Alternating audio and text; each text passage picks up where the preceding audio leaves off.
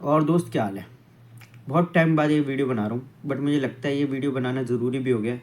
जो हालात हैं आज इस देश के, उस चीज़ को देखकर। So the idea is we have heard enough cases where we have seen disappointment for judicial system in the hearts of Indian citizens. At the same time, we are facing national security issues all across. Not just this, but people are also complaining against the education system, which is a fair point. Because the new education policies which were introduced in 2019 will take a really long span to make the impact in the society. But here we are in 2025, standing in the center of this battleground, facing the terror of this dysfunctional and broken system. ये समाज अब ऐसा समाज बन चुका है जहाँ एक इंसान की जान की कीमत बस एक एप्लीकेशन जितनी है। जहाँ अगर आप एक हाई क्लास सोसाइटी से नहीं आते तो आपके ऊपर कोई भी गाड़ी चढ़ा के चला जाएगा बिना कोई रिपरकशन फेस करे।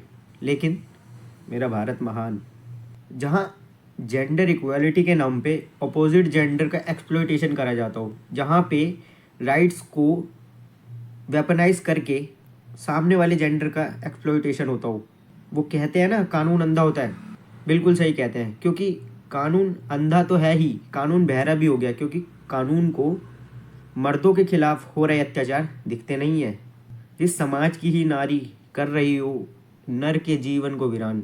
मैं कैसे कह दूँ उस देश को मेरा भारत महान, जहाँ का एजुकेशन सिस्टम बस रोट लर्निंग और रट्टे लगाने पे फोकस करता हो। जहाँ के स्कूल से निकले हुए बच्चे ये तो सीख लेते हैं कि मार्क्स कैसे लाने हैं, लेकिन उनको कभी ये नहीं समझ आता कि वो चीज़ें जो उन्होंने स्कूल में सीखी उस चीज़ को वो अपनी प्रैक्टिकल लाइफ में कैसे यूज़ कर सकते हैं।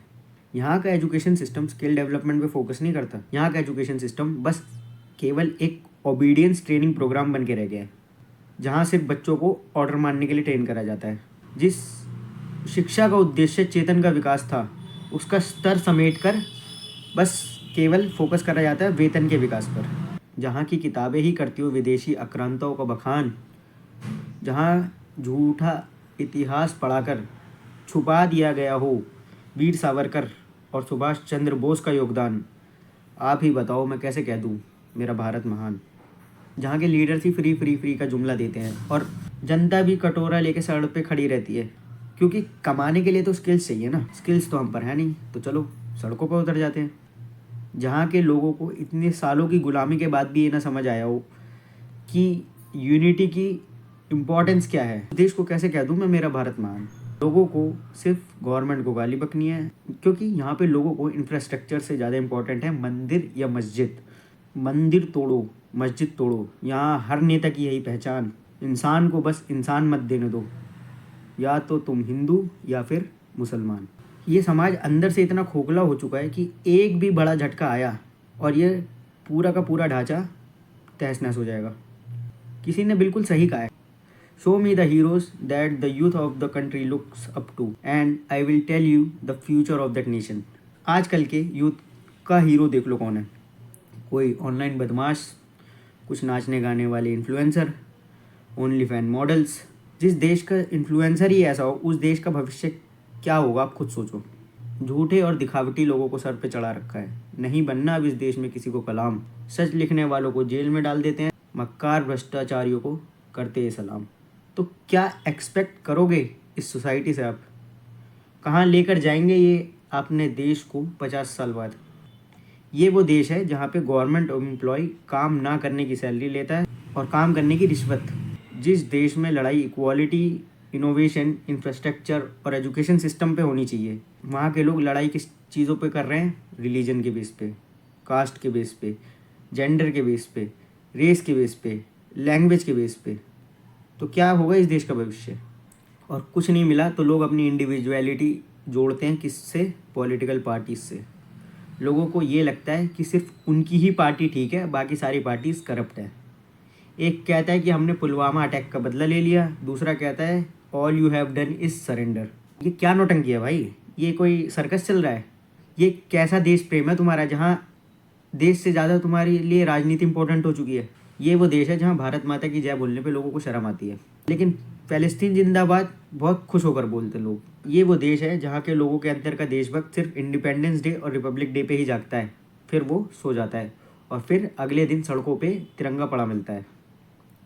बस एक दिन का ही है इस लोगों को देश प्रेम, जहाँ के सो कॉल्ड सेलिब्रिटीज़ अपने देश में हुई ट्रेजेडी से ज़्यादा एक्सटर्नली फंडेड कॉज को सपोर्ट करते हैं। जहाँ लोगों को, इस देश में लोगों को फ़लस्तीन, ईरान और गाज़ा में मरते लोग तो दिखते हैं, लेकिन कश्मीर, बंगाल, केरला में लोगों के साथ जो एक्सप्लॉयटेशन हुआ है, जो उनको प्रताड़ित करा गया, वो प्रताड़ना उनको नहीं दिखती। बैलेट पर 1, 2, 3 का बटन दबाया, किसी ने चुना कमल, किसी ने चुना हाथ का निशान। तिरंगे से ऊपर रखते हैं लोग अपनी पार्टी को और फिर गर्व से कहते मेरा भारत महान। जिन इंडस्ट्रीज़ के सेलिब्रिटीज़ ही गुटखा खाने की सलाह देते हो, क्या एक्सपेक्ट करोगे उन सेलिब्रिटीज़ से? जहाँ जिस देश का सबसे ज़्यादा देखने वाला स्पोर्ट्स ना होकर एक सट्टा खिलाने की दुकान बन जाए, क्या होगा उस देश का भविष्य?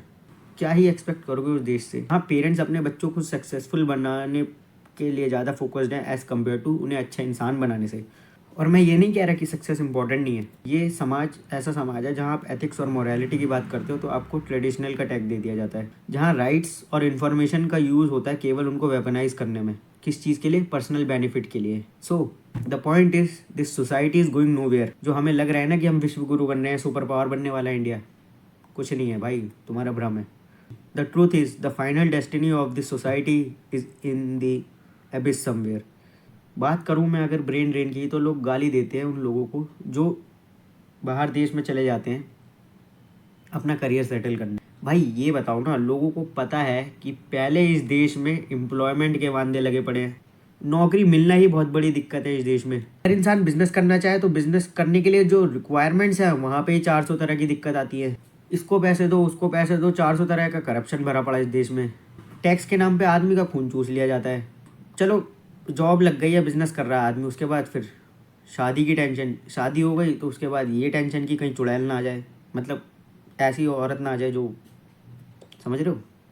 अगर चलो फिर उसके बाद आपने केस भी करा डिवोर्स करने के लिए, तो वो केस ही इतना लंबा चलता है कि आपके अंदर का हौसला टूट जाएगा। और डिवोर्स की बात तो जब आएगी ना, जब इंसान की जान बचेगी।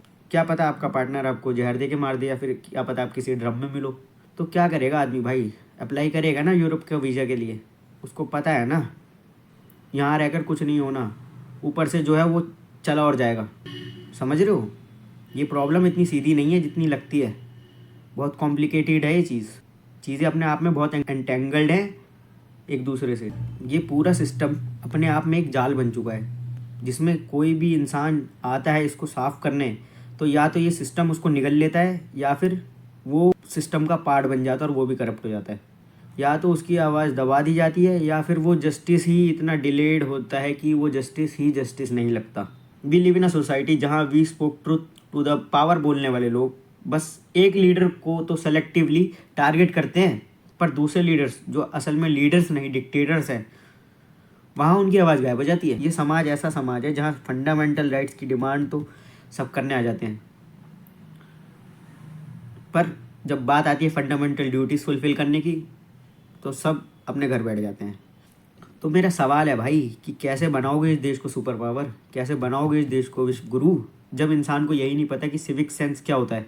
इस देश में एनिमल राइट्स ऑर्गेनाइजेशन जो है, इनको सिर्फ अपनी ड्यूटीज़ एक कम्युनिटी के फेस्टिवल्स पर याद आती है, और दूसरी जगह जो एक्सप्लॉयटेशन हो रहा होता है वहाँ पे इनके मुंह में पैसे ठूस दिए जाते हैं, तो ये चुप बैठ जाते हैं।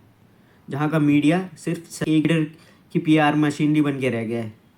तो माय पॉइंट इज़ कि भाई तुम बात करते हो विश्व गुरु बनाने की, कैसे बनाओगे? सुपर पावर कैसे बनाओगे? ये समाज हर एक इंसान से मिलकर बना है, तो हर इंसान को बदलाव करना पड़ेगा अपने अंदर, तब जाके ये समाज विश्व गुरु बन पाएगा। पर सवाल ये है कि करे तो करे क्या भाई? लोग सोचते हैं कि हम एज एन इंडिविजुअल कुछ कर भी तो नहीं सकते, हमारे हाथ में तो कुछ है ही नहीं। नहीं भाई, एक चीज़ समझो, किसी भी सोसाइटी की सबसे छोटी यूनिट जो होती है वो एक इंडिविजुअल होता है, और अगर एक इंसान एज एन इंडिविजुअल ये रिस्पॉन्सिबिलिटी उठा ले और इस रिस्पॉन्सिबिलिटी को समझ ले, नॉट जस्ट थियोरेटिकली बट उनको प्रैक्टिकली इम्प्लीमेंट भी करे, तो भाई बन सकता है ये देश महान। तुम बस अपने घर को साफ रखते हो, जिम्मेदारी लो कि मैं अपनी सोसाइटी को साफ़ रखूँगा, मैं अपने शहर को साफ़ रखूँगा। और इसी तरह से अगर हर इंडिविजुअल ये रिस्पॉन्सिबिलिटी उठा ले तो कैसे नहीं बन पाओगे यार तुम विश्व गुरु। गवर्नमेंट्स का क्या है यार, गवर्नमेंट तो बनाती रहेगी रूल्स एंड रेगुलेशन, पर वो चीज़ तुम्हारे अंदर आउट ऑफ फियर नहीं आनी चाहिए, वो आउट ऑफ रिस्पॉन्सिबिलिटी आनी चाहिए कि मेरी जिम्मेदारी है, मैं एक जिम्मेदार नागरिक हूँ इस देश का, तो ये मेरी जिम्मेदारी है कि मैं अपनी रिस्पॉन्सिबिलिटी को बहुत अच्छे से निभाऊँ। है अपने देश से प्यार तो जिम्मा उठाओ यार। कहीं कुछ गलत होता देखो तो सिर्फ खड़े होकर तमाशा मत देखो, उसकी जिम्मेदारी उठाओ कि मैं आवाज़ उठाऊंगा इस चीज़ के लिए, मैं जिसके साथ गलत हुआ उसके साथ खड़ा रहूंगा। बोलो कि I stand against the hypocrisy of this society. कोई भी देश महान नहीं होता, उस देश को महान बनाते हैं उस समाज के और उस देश के लोग। तो आओ मिलकर इस देश को महान बनाया जाए, आओ मिलकर प्रण लेते हैं कि मेरा समाज है, मेरा देश है, तो मुझे ही सुधार करना है और मैं ये जिम्मेदारी उठाता हूँ। और किसी एक साइड को मत पकड़ो, इस देश में बहुत मुद्दे हैं लड़ने के, तो लड़ाई का मुद्दा वो चुनो जो मुद्दा समाज को बेहतर बनाए, जो एक इंडिविजुअल को एम्पावरमेंट दे, वो नहीं जो दूसरे पक्षों की टांग खींचे। एक चीज़ याद रखना, किसी दूसरे पक्ष को लंगड़ा करके तुम कभी रेस नहीं जीत सकते। तुम जीत जाओगे पर as an individual, as a society, as a country तुम हार जाओगे भाई। तो जिम्मेदारी उठाओ, तब जाके ये मेरा भारत महान बन पाएगा। कोई भी देश महान नहीं होता, उस देश को महान बनाते हैं उस देश के लोग, उस समाज के लोग। तो एज एन इंडिविजुअल ड्यूटी उठाओ, लेकिन वो तुम्हारे बस की नहीं है, सत्य बताता हूँ, क्योंकि उस चीज़ के लिए बलिदान देना पड़ता है, उस चीज़ के लिए सेक्रीफाइस करना पड़ता है, उस चीज़ के लिए आपके स्टैंडर्ड्स और मॉरल बहुत हाई होनी चाहिए, जो कि हर किसी के बस की बात नहीं है। तो लोग क्या करते हैं, लोग सिर्फ गाली बकते हैं। 99% लोग इस देश में सिर्फ गाली बकते हैं, गवर्नमेंट को, सिस्टम को, अपने अड़ोस पड़ोस को, अपने माँ बाप को, बस ब्लेम गेम खेलते हैं। लेकिन मैं यहाँ ब्लेम गेम खेलने नहीं आया, मैं इस देश का नागरिक हूँ, मुझे इस देश से प्यार है। मैं तुम्हारी तरह ढकोसलेबाज नहीं हूँ, मुझे नौटंकी नहीं करनी इस समाज में रह के, मुझे गाली नहीं बकनी किसी को। अब तुम सोच रहे होगे कि भाई गाली तो तू ही बक रहा है, तो तेरे में और हम में क्या फ़र्क है? फ़र्क है भाई, फ़र्क ये है कि तुम लोग सिर्फ गाली बकते हो, मैं सिर्फ गाली नहीं बकता, मैं रिस्पॉन्सिबिलिटी लेता हूँ, क्योंकि ये समाज मेरा है, क्योंकि ये देश मेरा है, ये मेरे अपने लोग हैं। तो मुझे खुद ही बदलना होगा और मैं चाहता हूँ ये जिम्मेदारी तुम भी उठाओ। आओ यार बनाते हैं इस देश को विश्व गुरु, आओ यार बनाते हैं इस समाज को एक बेहतर जगह, सिर्फ बातों में नहीं, रियलिटी में।